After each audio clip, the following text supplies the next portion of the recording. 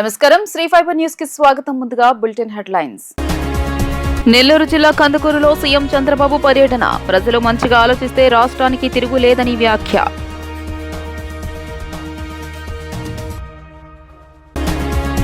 శాసన మండలిలో విజయం ఏకపక్షమేనన్న మంత్రి కొల్లు రవీంద్ర. కృష్ణా జిల్లా చరిత్రలో నిలిచిపోయేలా మెజారిటీని సాధిద్దామని పిలుపు.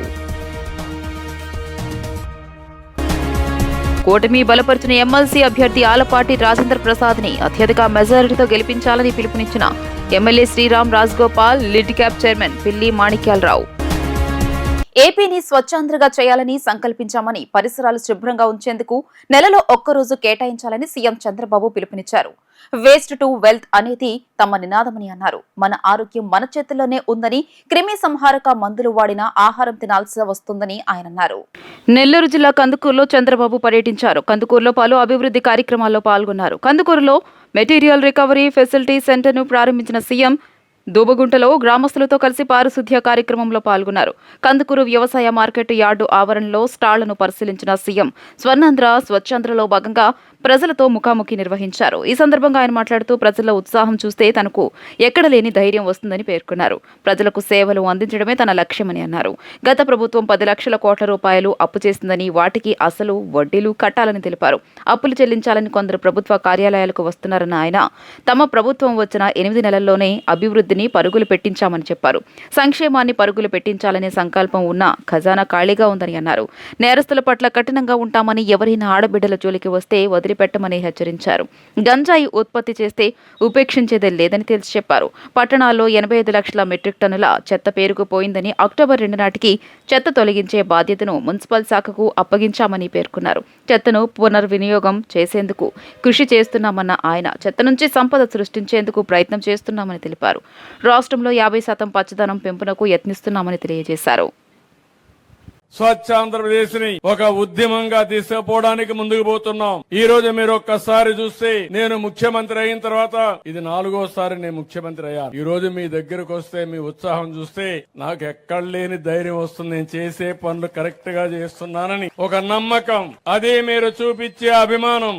అందుకే నేను కూడా ఆలోచిస్తున్నాను, భగవంతుడు నాకు ఎంత శక్తి ఇస్తే అంత శక్తి ఉపయోగించి మీకు సేవలు అందించాలని ఏకైక లక్ష్యం తప్ప ఇంకోటి కాదు.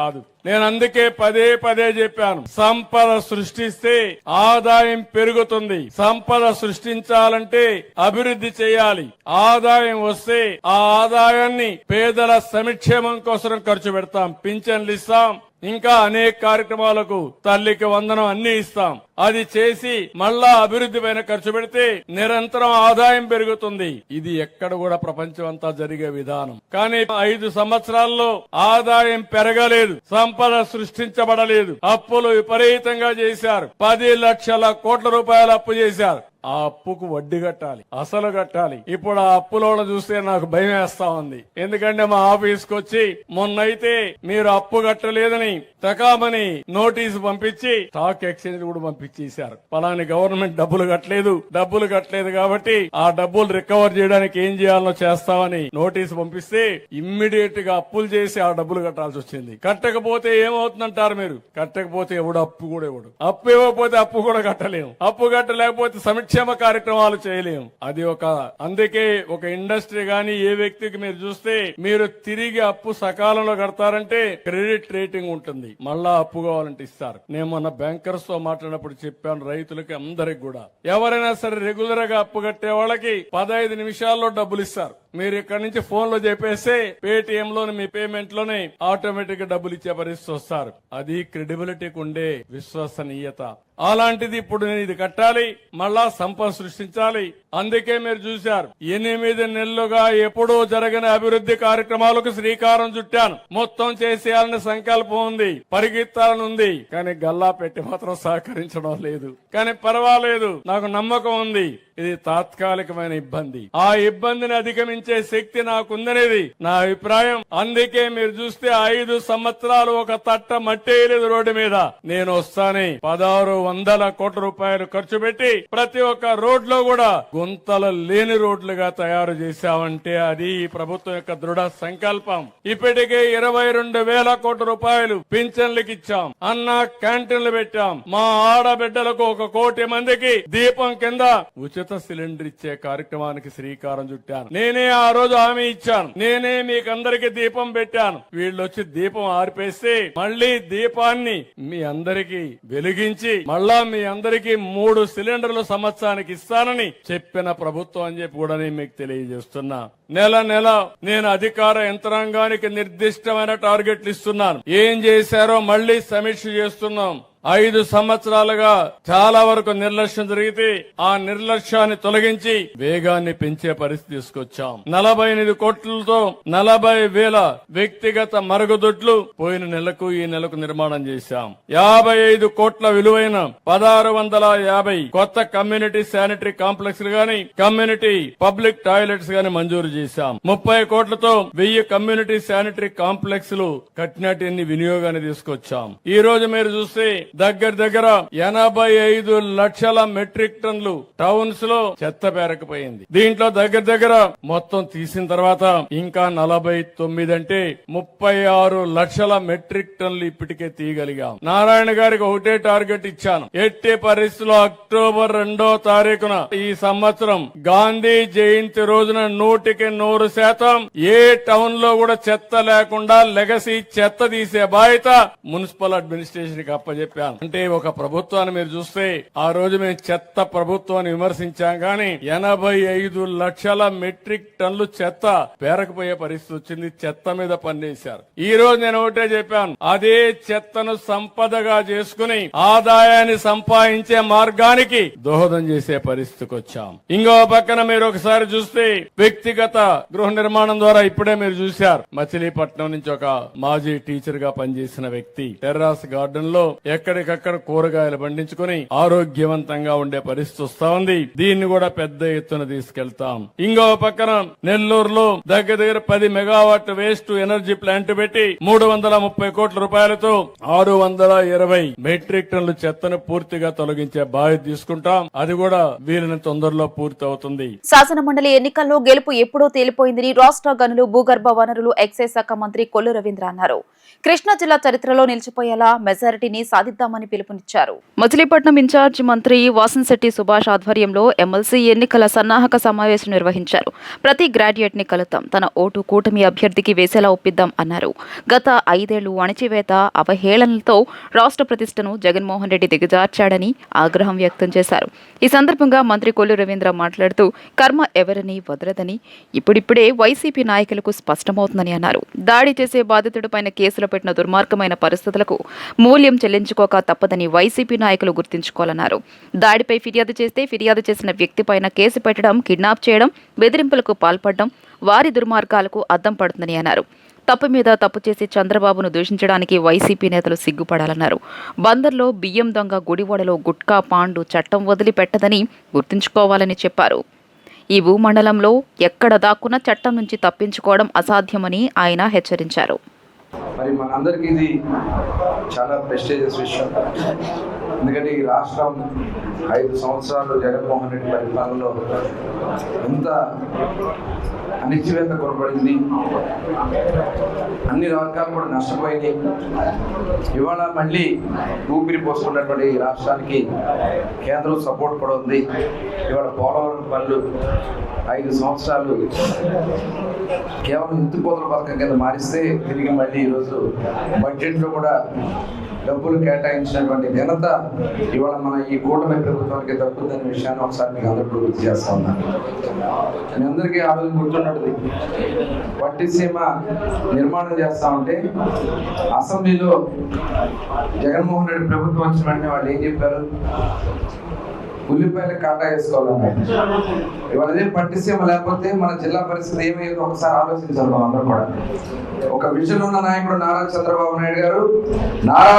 నాయుడు గారికి తోడుగా ఇవాళ పవన్ కళ్యాణ్ గారు రావడం, బీజేపీ సపోర్ట్ కూడా రావడం అనేది ఎంత శుభప్రదం అనేది ఒకసారి మనం అందరూ చేసుకోవాల్సిన. ఇవాళ రాష్ట్రానికి పెట్టుబడులు గెలుపు ఆల్రెడీ డిసైడ్ అయిపోయింది. ఆ గెలుపు వైఎస్ఆర్ పార్టీ మళ్ళీ వచ్చి ప్రజల దగ్గర నిలబడాలంటే భయపడే ఉండే విధంగా ఈ గెలుపు ఉండడానికి మనం అందరూ కూడా సహకరించాలని సందర్భంగా కోరుతాను. ప్రతి ఒక్కరు కూడా మన నియోజకవర్గాల్లో నేను కూడా మరి దేవదత్ గారు వస్తూ ఉన్నారు మాకు, వాళ్ళు చాలా జాగ్రత్తగా చేస్తారు. అలాగే బండి రామకృష్ణ గారు కూడా మరి పరిశీలకులుగా వారిని కూడా ఇవ్వడం జరిగింది జనసేన తరఫున. వారు కూడా బయటికి వెళ్ళినాం, అందరూ కూడా ఒక టీం వర్క్ చేస్తున్నాం. ఖచ్చితంగా ఇక్కడ మంచి మెజార్టీ మచిలీపట్నం నుంచి ఇప్పించడానికి మేము సిద్ధంగా ఉన్నాం. అలాగే 7 నియోజకవర్గాలు కూడా ఇవాళ ఆ మెజార్టీలు ఇప్పించడానికి కూడా సిద్ధంగా ఉన్నాం.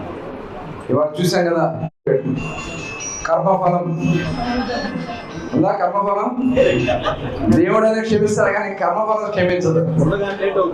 కొద్దిగా లేట్ అవుతుంది అంటే మరి కొన్ని జరుగుతుంది కదా, మరి ప్రాసెస్ లో భాగమే కొద్దిగా అటు ఇటు అవుతుంది. ఇప్పుడే పండగ. ఇప్పుడు ఏం చేస్తాడంటే తప్పించుకోవడానికి తప్పు చేస్తాడు, ఆ తప్పే మళ్ళీ పట్టించింది. అంత ఎవరైతే అక్కడ కేసు పెట్టాడో అతను తీసుకెళ్లి బ్లాక్మెయిల్ చేసి భయపెట్టి అతని కిడ్నాప్ చేసి కేసు పెట్టించాడు. ఇవాళ వెళ్ళి బూతులు తిడుతున్నాడు. వెళ్ళి జగన్ తిట్టుకోరా బాబు, నువ్వు జగన్ తిట్టు, నేను చేసి నిన్ను ఆ పరిస్థితి తీసుకొచ్చింది జగన్మోహన్ రెడ్డి. ఈ రాష్ట్రంలో నీకు పదవికి ఎమ్మెల్యేగా చేసినటువంటి ఘనత తెలుగుదేశం పార్టీది నారా చంద్రబాబు నాయుడు గారిది. అటువంటి వ్యక్తులు నేను తోలనాడావు. తప్పకుండా ఇలాంటి వ్యక్తులు అడ్రస్ లేడా? ఎక్కడున్నా పట్టుకొస్తాం. ఆ రోజు చెప్పాం మేము, ఈ భూమండలం మీద ఎక్కడున్నా నేను తీసుకొచ్చి లోనేసే బాధ్యత మాదని ఆ రోజు చెప్పాం. ఖచ్చితంగా తిరిగే రోజు అక్కడ దగ్గర ఉంది. దాంట్లో ఎటువంటి అర్థం లేదు. ఇదే ఉత్సాహం అందరిలో ఉండాలి. రేపు ఈ శాసన మండలి ఎన్నిక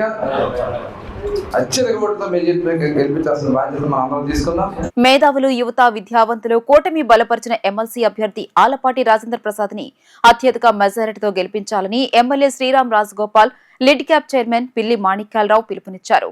కృష్ణా, గుంటూరు జిల్లాల పట్టభద్రుల ఓటర్లు అందరూ ఈ నెల 27న జరగనున్న గ్రాడ్యుయేట్ ఎమ్మెల్సీ ఎన్నికల్లో కూటమి ఎమ్మెల్సీ అభ్యర్థి ఆలపాటి రాజేంద్ర ప్రసాద్ కి అత్యధిక మెజారిటీ ఇవ్వాలని వారు కోరారు. జగ్గయ్యపేట పట్టణంలో శాసనసభ్యులు శ్రీరామ్ రాజగోపాల్ నివాసంలో ఏర్పాటు చేసిన విలేకరుల సమావేశంలో ఎమ్మెల్యే శ్రీరామ్ తాతయ్య, lid cap chairman Pilli Manikyalarao మాట్లాడుతూ రాష్ట్రంలో వైసీపీ ఆనవాళ్లే కనపడకుండా కూటమి అభ్యర్థులను అత్యధిక మెజారిటీతో గెలిపించాలని ఓటర్లకు విజ్ఞప్తి చేశారు. జగన్మోహన్ రెడ్డి హయాంలో చెదిరిపోయిన అభివృద్ధి వెలుగులకు నేడు సీఎం చంద్రబాబు తిరిగి జీవం పోస్తున్నారని తెలియజేశారు. గత వైసీపీ ప్రభుత్వం రాష్ట్ర యువతకు తీవ్ర అన్యాయం చేసిందని, అందుకే జగన్మోహన్ రెడ్డిని గత ఎన్నికల్లో ప్రజలు ఓటుతో ఇంటికి పంపించారని ఎద్దేవా చేశారు. రాష్ట్రంలో వైసీపీ ఖాళీ అవుతోంది. శాసన మండలిలో సైతం వైసీపీ కనుమరుగయ్యేలా యువత తీర్పు ఇవ్వాలి అన్నారు. పేదరిక నిర్మూలన, యువతకు ఉద్యోగ కల్పనే లక్ష్యంగా పనిచేస్తున్న కూటమి ప్రభుత్వానికి చదువుకున్న యువత బ్రహ్మరథం పడుతున్నారన్నారు. గత ఎన్నికల్లో యువత ఓట్లు వేసి కూటమి ప్రభుత్వానికి అఖండ విజయం చేకూర్చారు. ఆ నమ్మకానికి అనుగుణంగా యువగళం పాదయాత్రలో యువనేత లోకేష్ 20 లక్షలు ఉద్యోగాలు కల్పిస్తామని హామీ ఇచ్చారు. ఇచ్చిన మాటకి కట్టుబడి యువతకు ఉద్యోగ కల్పనే లక్ష్యంగా నేడు మంత్రి లోకేష్ గారు అహర్నిశలు శ్రమిస్తున్నారన్నారు. శాసన మండలిలో యువత తరపున గళం వినిపించడానికి చంద్రబాబు నేతృత్వంలోని కూటమి ప్రభుత్వం బలపరిచిన కృష్ణా, గుంటూరు జిల్లాల పట్టభద్రులు ఎమ్మెల్సీ అభ్యర్థి ఆలపాటిని అఖండ విజయంతో గెలిపించాలని వారు కోరారు. ఈ నెల 27న గ్రాడ్యుయేట్ ఎమ్మెల్సీ ఎలక్షన్ జరుగుతూ ఉన్నాయి. ఎన్డీఏ కూటమి తరపున ఆలపాటి రాజేంద్ర ప్రసాద్ పోటీ చేస్తున్నారు. మేమందరం కూడా మరి గ్రాడ్యుయేట్ అందరిని కూడా మేము రిక్వెస్ట్ చేస్తూ ఉన్నాం. రాజేంద్ర ప్రసాద్ గారికి మీ ఓటు ఫస్ట్ ప్రాధాన్యత ఓటేసి గెలిపించాలని కోరుతా ఉన్నాం. ఎందుకంటే ఈరోజు ఈ ప్రభుత్వం ఏర్పాటు తర్వాత ప్రభుత్వ పనితీరు అందరూ మెచ్చుకుంటా ఉన్నారు. మరి ఈ టైంలో మంచి మెజారిటీ ఇచ్చి గెలిపిస్తే మాకు ఎంకరేజ్ చేసినటువంటిది ఎన్డీఏ కూటమికి మంచి పాయింట్లు వేసినటువంటిది. ఎందుకంటే ఈరోజు కేంద్ర ప్రభుత్వం కావచ్చు, దేశంలో అనేక రాష్ట్రాలు కూడా ఇక్కడ జరిగే ఎన్నికల మీద చూస్తూ ఉన్నారు. ఇక్కడ ఎన్నికల్లో మంచి గెలుపు వచ్చినప్పుడు మన రాష్ట్రంలో పెట్టుబడి పెడతానికి కానీ, ఇండస్ట్రీస్ ఏర్పాటు చేయడానికి, ఐటీ సంస్థలు రావడానికి కానీ అన్ని విధాలుగా బాగుంటుంది. మరి ఈ రోజుల్లో గత ప్రభుత్వం చేసే దుర్మార్గం వల్ల రాష్ట్రం అన్ని విధాలుగా అన్ని రంగాల్లో కూడా దెబ్బతినిపోయాం. ఇప్పుడిప్పుడే పుంజుకుంటున్నటువంటి ఈ రాష్ట్రాన్ని ఎమ్మెల్సీ ఎలక్షన్ ద్వారా గ్రాడ్యుయేట్స్ అందరూ కూడా మేధావులు కాబట్టి మీ అందరూ అత్యధిక ఓట్లేసి రాజేంద్ర ప్రసాద్ గెలిపించాలని చెప్పి జగ్గయ్యపేట కాన్స్టిట్యూన్సీలో ఉన్నటువంటి గ్రాడ్యుయేట్స్ అందరూ కూడా కోరుతా ఉన్నాం. మరి అందరూ కూడా ఆల్మోస్ట్ ప్రతి ఒక్కళ్ళు కూడా మా ఆఫీస్ నుంచి కానీ అదేవిధంగా ఆల్పడ ఆఫీస్ నుంచి కూడా ఫోన్ చేస్తా ఉన్నాం. ప్రతి 30 కూడా ఒకళ్ళు పెట్టాము. అందరూ మానిటరింగ్ చేసుకుంటూ ఎక్కువ శాతం పోలింగ్ ఏ విధంగా మేము ప్రయత్నం చేస్తా ఉన్నాం. తప్పకుండా మా కాన్స్టిట్యూన్సీ కాదు, ఉభయ 2 జిల్లాల్లో కూడా కృష్ణా గుంటూరు జిల్లాల్లో మంచి మెజారిటీ వస్తుంది. ప్రజలందరూ కూడా సహకరించాలని కోరుతా ఉన్నాం. ఎమ్మెల్సీ ఎన్నికలంటే గతంలో ఎవరు శాసన మండలికి వెళ్ళినా, పెద్దల సభకి వెళ్ళినా వాళ్ళు మేధావులు లేదా వివిధ రంగాల్లో నిపుణులైనటువంటి వాళ్ళు, సంఘ సంస్కర్తలైనటువంటి వాళ్ళు గతంలో వెళ్ళేటువంటి వాళ్ళు. శాసన మండలికి చాలా విలువ ఉండేది. గత వైసీపీ గవర్నమెంట్లో శాసన మండలిని అపవాసు పాలు చేసినటువంటి పరిస్థితి మనం చూసాం. శాసన మండలి రాజధానికి అడ్డంగా ఉందని, రాజధానిని ఎత్తివేయాలనుకున్నప్పుడు శాసన మండలిని కూడా ఎత్తేస్తే ఏముంటుందని చెప్పేసి శాసనసభలో తీర్మానం చేసినటువంటి దుర్మార్గమైనటువంటి పరిస్థితులు చూసాం. ఇలాంటివన్నీ చూసిన తర్వాత ఇప్పుడు ప్రజలు, రాష్ట్రంలో ఉన్నటువంటి అన్ని వర్గాల ప్రజలు, మహిళలు కానీ, విద్యార్థులు కానీ, యువత కానీ, మేధావులు కానీ తెలుగుదేశం కూటమి ప్రభుత్వం తీసుకొచ్చారు. దానికి భారీ మెజార్టీ ఇచ్చారు. దాదాపు రాష్ట్రంలో 104 అసెంబ్లీ స్థానాలతోటి భారీ మెజార్టీ తోటి ఇప్పుడు ప్రభుత్వం కొనసాగుతూ ఉంది. ఈ సందర్భంగా కూడా మేము కోరుతా ఉన్నాం, ఇప్పుడు రాష్ట్రంలో వ్యవస్థలన్నీ గాండి పడతా ఉన్నాయి. మూలన పడేయాలనుకొని ముక్కలు చేయాలనుకున్నటువంటి అమరావతి రాజధాని నిర్మాణం శరవేగంగా జరుగుతూ ఉంది. పోలవరం నిర్మాణం మళ్ళా కేంద్ర బృందం వచ్చి అన్ని పరిశీలన చేసిన తర్వాత, బడ్జెట్లో కేటాయింపులు జరిగిన తర్వాత పోలవరం కూడా ముందుకెళ్తా ఉంది. యువతకి సంబంధించినటువంటి అనేక అవకాశాలు తీసుకొస్తా ఉన్నాం. దాదాపు 16,500 చిల్లర డిఎస్సి నోటిఫికేషన్ కూడా వేసాం. ఈ ఎన్నికలు అయిపోయిన వెంటనే వాటిని ఫిలప్ చేయడం జరుగుతుంది. దాదాపు 6,000 చిల్లర కానిస్టేబుల్ పోస్టులు కూడా వేసినటువంటి పరిస్థితి ఉంది. విద్యా వ్యవస్థలో సమూలమైనటువంటి మార్పు తీసుకొస్తా ఉన్నాం. ఇలాంటి పరిస్థితుల్లో వచ్చినటువంటి ఈ ఎమ్మెల్సీని మీరందరూ కూడా గౌరవించాలి. అట్లాగే కూటమి అభ్యర్థి అయినటువంటి రాజేంద్ర ప్రసాద్ గారికి ఓటు వేయాలని చెప్పేసి కోరుతా ఉన్నాం. ఉమ్మడి కృష్ణా గుంటూరు జిల్లాల తెలుగుదేశం, జనసేన, బీజేపీ కూటమి బలపరిచిన గ్రాడ్యుయేట్ ఎమ్మెల్సీ అభ్యర్థి ఆలపాటి రాజేంద్ర ప్రసాద్ విజయం ఖాయమని తూర్పు నియోజకవర్గం శాసనసభ్యులు గద్దె రామ్మోహన్ రావు తెలియజేశారు. ఉపాధ్యాయుల సమస్యల పరిష్కారం కోసం ప్రభుత్వం సానుకూలంగా ఉందని పేర్కొన్నారు. గ్రాడ్యుయేట్ ఎమ్మెల్సీ అభ్యర్థి ఆలపాటి రాజేంద్ర ప్రసాద్ విజయాన్ని కాంక్షిస్తూ నియోజకవర్గాల్ని పట్టమట్లంక ప్రభుత్వ హైస్కూల్లో ఎమ్మెల్యే గద్దె రామ్మోహన్ రావు కార్పొరేటర్లతో ఎన్నికలు నిర్వహించి ఉపాధ్యాయులు ఓట్లు అభ్యర్థించారు. ఈ సందర్భంగా ఎమ్మెల్యే గద్దె రామ్మోహన్ రావు మాట్లాడుతూ ఆలపాటి రాజేంద్ర ప్రసాద్ ని ఉమ్మడి కృష్ణా గుంటూరు జిల్లాల కూటమి పార్టీ అభ్యర్థిగా ప్రకటించిన నాటి నుంచి ఒక కార్యాచరణతో ముందుకెళ్తున్నామని చెప్పారు.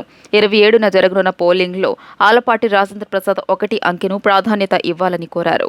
గత ప్రభుత్వం నిర్వాహకం వల్ల ఉపాధ్యాయులు కూటమి ప్రభుత్వాన్ని బలపరచాలని, అదే రీతిలో ఎమ్మెల్సీగా పోటీ చేస్తున్న ఆలపాటి రాజేంద్ర ప్రసాద్ ను బలపరచాలని అభ్యర్థించారు. ఈ రోజున పట్టమట్లంకలో ఉన్న గవర్నమెంట్ స్కూల్స్కి అక్కడ టీచర్ని ఓటు అడగడానికి రావడం జరిగింది. టీచర్స్ అందరికీ మేము చెప్పింది ఏంటంటే, ఈ రోజున టీచర్స్కి అనేకమైన సమస్యలు ఉన్నాయి. గత ప్రభుత్వంలో ఫస్ట్ తారీఖున జీతం రాని సమస్యతో పాటు వాళ్ళు దాచుకున్న పిఎఫ్లు కూడా గల్లంతైపోయి రిటైర్ అయిన వాళ్ళకి ఆ డబ్బులు ఇవ్వక, లేదా వీళ్ళకి అవసరం వచ్చినప్పుడు అప్పు లోన్ పెట్టుకుంటే ఆ డబ్బులు రాక వీళ్ళు 10 రూపాయల వడ్డీకి బయట తెచ్చుకునే పరిస్థితి రావటం వలన ఈ రోజున 2024లో జరిగే ఎన్నికల్లో వన్ సైడ్గా టీచర్స్ అందరూ కూడా తెలుగుదేశం కూటమిని సపోర్ట్ చేయటం వలన ఇవాళ ఘనమైన విజయం మేము సాధించాం. ఈ 8 నెలల్లో కూడా టీచర్స్ కోసం, టీచర్స్ యొక్క అవసరాల కోసం, వాళ్ళకి ఇవ్వాల్సిన డిఏలు చెల్లింపు కోసం ప్రయత్నం జరుగుతూ ఉంది. ఈ 6 నెలలు 8 నెలలు కూడా కేవలం పరిపాలన గాడిలో పెట్టడానికి ప్రతి వారం మంగళవారం వెళ్ళి ఢిల్లీలో కూర్చొని 2000 అప్పులు తీసుకురాకుండా, అప్పులు తీసుకొస్తే అది మన మీద భారం కాబట్టి అప్పులు తీసుకురాకుండా పరిపాలన ఏ విధంగా చేయాలి సమర్థవంతంగా. అదేవిధంగా రేపు అమరావతిలో 30,000 కోట్లతో సుమారు 50,000 కోట్ల వరకు కూడా వర్కులు జరగబోతూ ఉన్నాయి. 50,000 కోట్లు అక్కడ జరిగితే ఇక్కడ టీచర్స్కి ఏం లాభం అని అనుకోవచ్చు. ఆ యొక్క నిర్మాణంలో వచ్చే మిగుళ్ళు కానీ, జిఎస్టీలు కానీ, లేకపోతే ఇతర రొటేషన్ కానీ వలన అనేక విధాలుగా ప్రభుత్వానికి ఆదాయం వస్తుంది. ఒక బిల్డింగ్, ఇప్పుడు మనం ప్రైవేట్గా నేను ఒక బిల్డింగ్, మీరు ఎవరైనా సరే ఒక బిల్డింగ్, ఒక అపార్ట్మెంట్ కడుతుంటే మీరు ₹1 కోటి దాకా కార్పొరేషన్ కడతారు. సో అదేవిధంగా అది గవర్నమెంట్ బిల్డింగ్లు అయినా కూడా ఆ విధమైన ట్యాక్సేషన్ ఉంటుంది. దానివల్ల ప్రభుత్వానికి ఆదాయం కూడా వస్తుంది. ఇవన్నీ కూడా సమకూర్చుకుని వీలైన తొందరలో ఏ విధంగా 2014లో అప్పుడున్న ఆర్థిక పరిస్థితులు అనుకూలించకపోయినా 42% ఫిట్మెంట్ ఇచ్చి ఆయన ఎంప్లాయీస్కి మేలు చేశారు. అదేవిధంగా ఘనమైన మేలు చేయడానికి చంద్రబాబు గారు సిద్ధంగా ఉన్నారు. వీటన్నిటికంటే కూడా రాజేంద్ర ప్రసాద్ గారు చాలా అనుభవం కలిగిన వ్యక్తి, అనేక పర్యాయాలు ఎమ్మెల్యేగా ఎన్నుకోబడిన వ్యక్తి, ఒకసారి మినిస్టర్గా పనిచేసిన వ్యక్తి.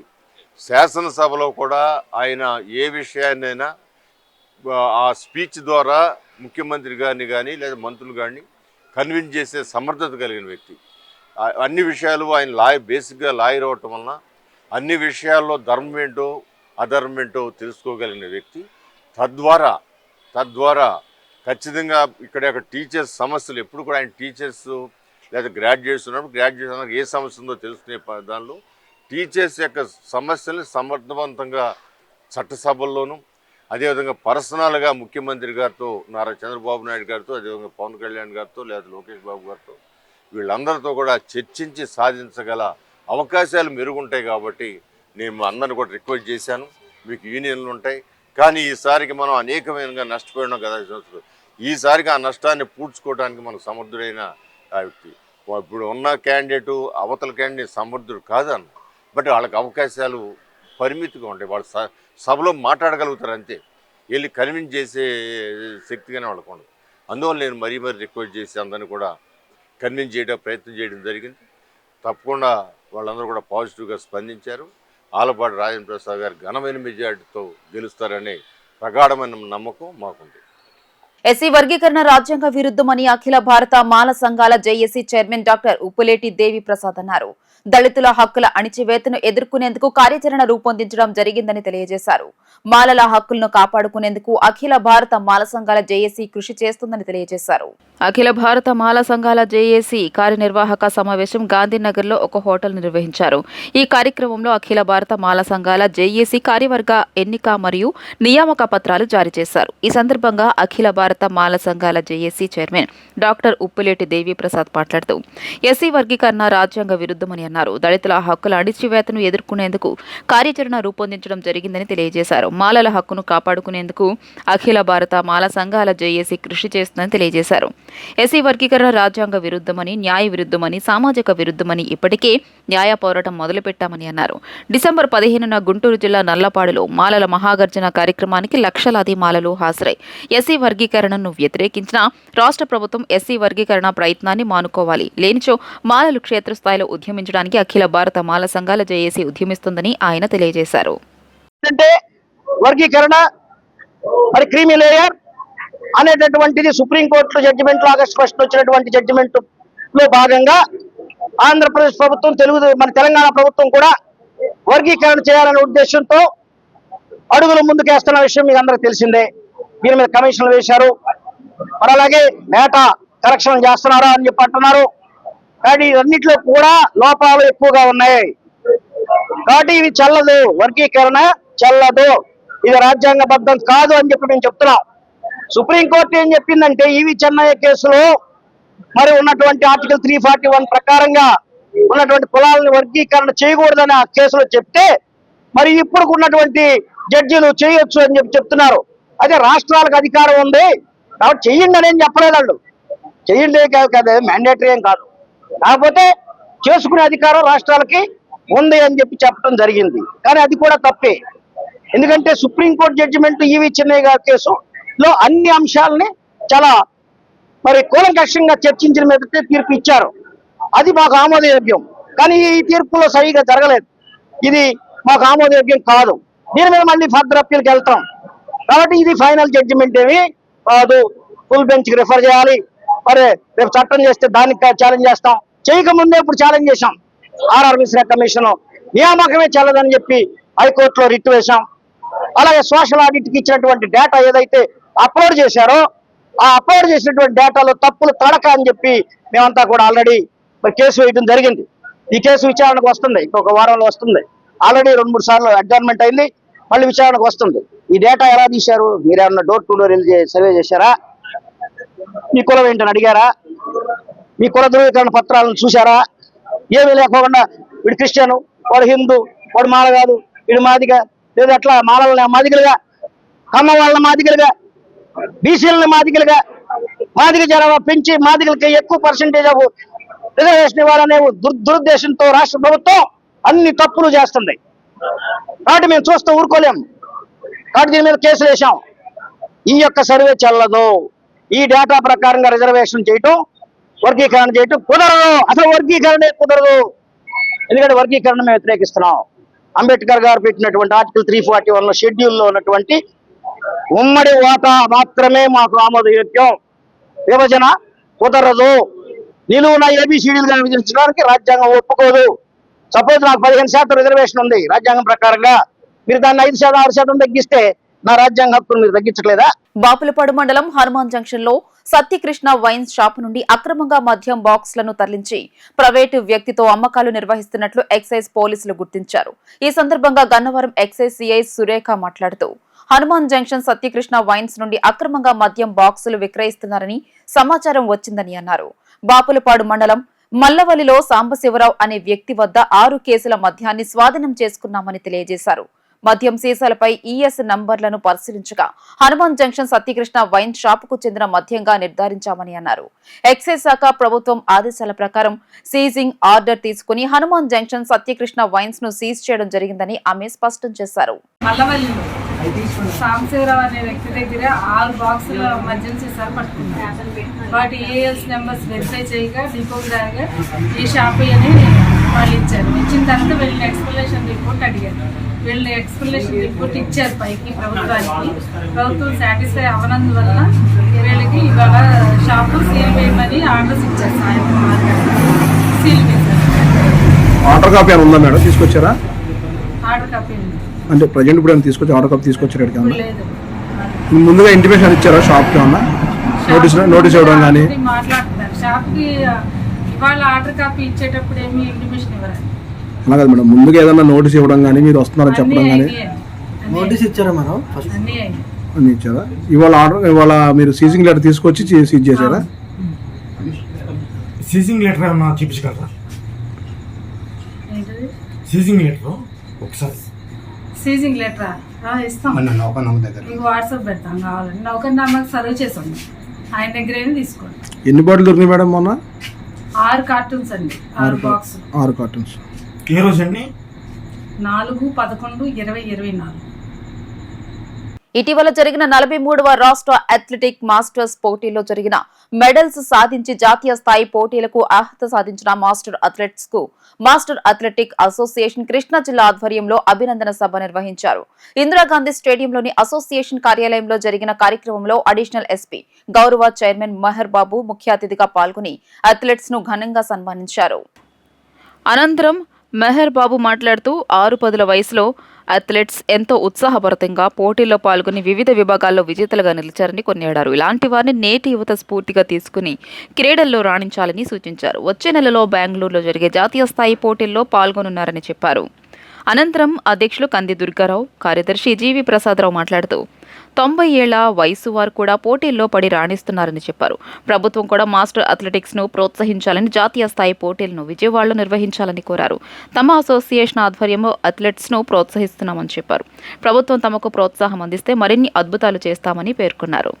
మొన్న అనంతపూర్లో జరిగినటువంటి మాస్టర్ అథ్లెటిక్స్ స్టేట్ మీట్లో మెడల్ విన్నర్స్ అందరికీ కూడా సన్మానించుకునే కార్యక్రమం జరిగింది. వీరందరూ కూడా రేపు 4 నుంచి 9వ తారీఖు వరకు జరిగేటటువంటి నేషనల్ మీట్లో ఈ మెడల్ విన్నర్స్ అందరూ కూడా మన ఆంధ్రప్రదేశ్ నుంచి పార్టిసిపేట్ చేస్తారు.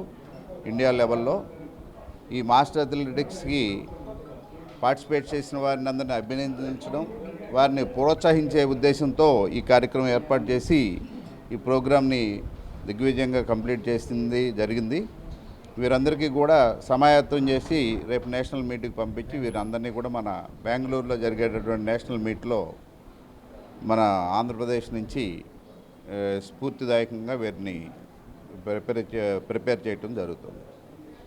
Thank you.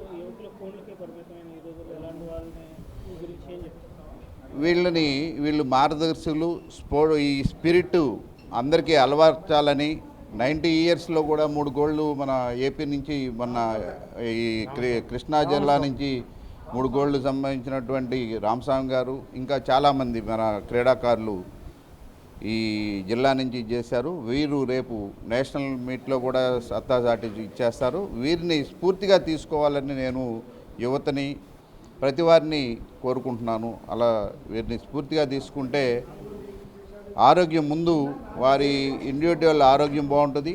అదేవిధంగా వారు సమాజానికి కూడా సేవ చేయగలుగుతారు. వాళ్ళని ఒక స్ఫూర్తిదాయకంగా ఉంటుందని నా ఉద్దేశం. అందరూ కూడా అది అలవర్చుకోవాలని నా కోరిక. అయితే ఇక్కడ ఈ కార్యక్రమం జరగటానికి ముఖ్యంగా మా మెహర్ గారు బాగా మాకు అధికారంలో ఉన్నా లేకపోయినా పార్టీలతో సంబంధం లేకుండా ఇక్కడ చక్కగా నిర్వహించారు. వారికి మా ధన్యవాదాలు. అలాగే రేపు 4 నుంచి బెంగళూరులో జరగబోయే 16 మంది ఇక్కడి నుంచి వెళ్తున్నాం. ఆంధ్రప్రదేశ్ నుంచి ఇక్కడ 16 మందే కాదు, టోటల్గా ఆంధ్రప్రదేశ్ నుంచి 200 మంది కాంపిటేటర్స్ అక్కడ పార్టిసిపేట్ చేస్తున్నాం. అక్కడ కూడా మన వాళ్ళు ఆంధ్రప్రదేశ్ తరఫున మెడల్స్ ఎక్కువగా తీసుకొస్తారని, అలాగే అక్కడ మరి చాలా, ఎందుకంటే ఈ మాస్టర్ అథ్లెటిక్ అసోసియేషన్ది ఒకసారి ఇండియాది విజయవాడలో పెట్టాలి. అది పెట్టాలంటే గవర్నమెంట్ వారి సహకారం కావాలి. ఎందుకంటే అది కొన్ని లక్షలతో అయ్యే బడ్జెట్ కాబట్టి ఇప్పుడు మా డబ్బులతోనే వెళ్తున్నాం, మా డబ్బులతోనే అక్కడ రూమ్ తీసుకుంటున్నాం, మా డబ్బులతోనే తిండి తింటున్నాం. కాబట్టి ఈసారైనా గవర్నమెంట్ మారింది కాబట్టి మీరైనా ఆల్ ఇండియా ఇక్కడ విజయవాడలో జరుపుతారని చెప్పి ఆశిస్తూ సెలవు తీసుకుంటున్నాం. రాష్ట్రంలో పచ్చి మిరప, ఎండు మిరప పంటలు సహా వంగ, టమాటా తదితర కూరగాయలు ధరల స్థిరీకరణకు అవసరమైన చర్యలు తీసుకుంటున్నట్లు సీఎస్ కె విజయానంద్ తెలియజేశారు. కూరగాయలు, ఇతర పంటల ధరలపై క్యాంపు కార్యాలయం నుంచి సీఎస్ వీడియో కాన్ఫరెన్స్ ద్వారా సమీక్ష నిర్వహించారు. మార్కెట్లో రైతులకు అందుతున్న ధరల వివరాల గురించి అధికారులను సీఎస్ అడిగి తెలుసుకున్నారు. రైతులకు కనీస ధర వచ్చేలా చూడటంతో పాటు వినియోగదారులకు కూడా కనీస ధరలకు అందుబాటులో ఉంచాల్సిందిగా ఆదేశాలు జారీ చేశారు. ఈ సందర్భంగా సీఎస్ విజయానంద్ మాట్లాడుతూ ధరల హెచ్చుతగ్గులను పర్యవేక్షిస్తూ రైతులకు, వినియోగదారులకు ఇబ్బందులు లేని రీతిలో ధరలు ఉండేలా చూడాలని సీఎస్ అన్నారు. మార్కెట్ ఇంటర్వెన్షన్ కింద అధికంగా పంటలు పండిన ప్రాంతాల్లో ధరలు పడిపోవడం, సరఫరా లేని చోట్ల ధరలు అధికంగా పెరగడం లాంటి పరిస్థితులు ఉంటున్నాయని, వాటిని రైతు బజార్లకు తరలించడం ద్వారా ధరలను స్థిరీకరించాలని అన్నారు. అగ్రివాస్తో పాటు రియల్ టైం గవర్నెన్స్ అనుసంధానంతో ఎప్పటికప్పుడు కూరగాయల ధరలను పర్యవేక్షించాలని ఆదేశించారు. ప్రస్తుతం సుబాబుల్ టన్నుకు 5,400 రూపాయలు, యూకలిప్టస్ టన్నుకు 4,400 రూపాయల వరకు కనీస మద్దతు ధర లభిస్తోందని అధికారులు సీఎస్కు వివరించారు. అలాగే రాష్ట్రంలోని అన్ని రైతు బజార్లను సబ్జీ కూలర్లు ఏర్పాటు చేయాలని సీఎస్ ఆదేశించారు. కూరగాయలు, పండ్లు పాడవకుండా తాజాగా ఉంచడంతో పాటు మిగిలిన వాటిని తర్వాత విక్రయించుకునేందుకు ఆస్కారం ఉందని తెలిపారు. త్వరలోనే 59 సబ్జీ కూలర్లను రాష్ట్రంలోని అన్ని రైతు బజార్లలో ఏర్పాటు చేస్తున్నట్లు అధికారులు సీఎస్కు వివరించారు. వార్తలు ముగించే ముందు హెడ్లైన్స్ మరోసారి. నెల్లూరు జిల్లా కందుకూరులో సీఎం చంద్రబాబు పర్యటన. ప్రజలు మంచిగా ఆలోచిస్తే రాష్ట్రానికి తిరుగులేదని వ్యాఖ్య.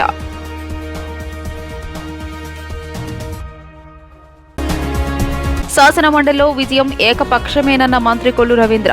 కృష్ణా జిల్లా చరిత్రలో నిలిచిపోయేలా మెజారిటీని సాధిద్దామని పిలుపు. కూటమి బలపరిచిన ఎమ్మెల్సీ అభ్యర్థి ఆలపాటి రాజేంద్ర ప్రసాద్ ని అత్యధిక మెజారిటీతో గెలిపించాలని పిలుపునిచ్చిన MLA Sriram Rajagopal, lid cap chairman Pilli Manikyalarao. ఈ వార్తలు ఇంతటితో సమాప్తం. నమస్కారం.